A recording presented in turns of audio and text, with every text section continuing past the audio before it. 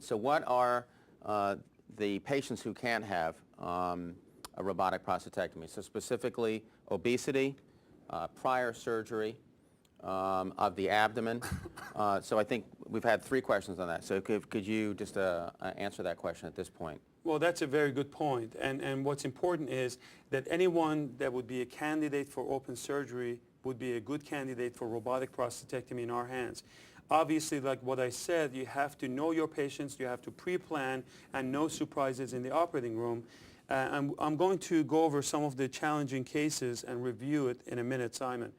A lot of people would ask us, how can you make the transition and really perform 600 to 700 cases within 13 months? And the key to a successful robotic program is not just the surgeon. I can't take all the credit for myself as much as I would like to, but you need to have the support of the hospital, from the CEO to administration to the chief of urology, that would create an environment that you can stay focused. You have to go through the expertise and training. You obviously need to have the team.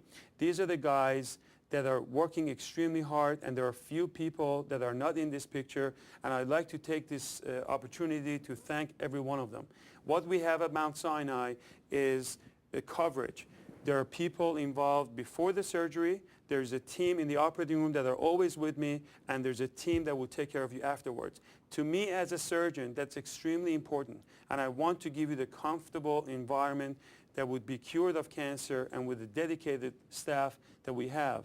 As you can see, the volume has grown rapidly. This is our volume over the past few years, and the estimated number in 2008, it's going to be a little over 600. I can tell you that I performed the surgeries from the beginning to the end myself.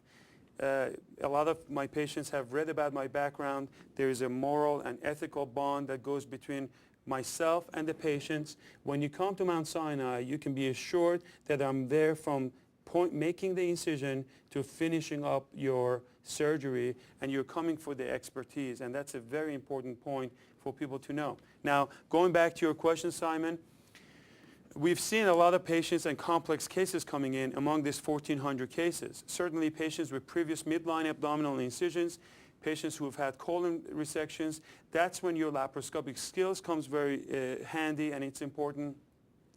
We know that patients with laparoscopic hernia repair with mesh would make the open surgery almost impossible. The trick to this is really to stay below the mesh and dive down over the prostate and be able to avoid that. For patients who've had previous TURPs, microwaves, and tunas, you have to play it safe. So what I do is I put in 2 double-J stents before the operation in order to protect them, and you can remove it at the end. Large median lobes, large prostates, certainly patients who've had radiations in the past. We've performed radiation failure using this technique, and there has been a case of robotic surgery where the surgeon spent 6 hours and was not able to perform the operation, came in for a second opinion. I was able to go back in. These are complex cases, and was able to remove the prostate in a Jehovah's Witness, that the blood loss was very critical, and he's done very well. And certainly obese patients, I like to keep it with a body mass index of 35 to 38, and we'll have a little discussion about that. So in general, to sum up, there's really, across the board, not anything that will completely rule out a patient. It's on a case-by-case situation. Exactly right. And I think you have to individualize the care of every patient and assess them way ahead of time so there won't be any surprises.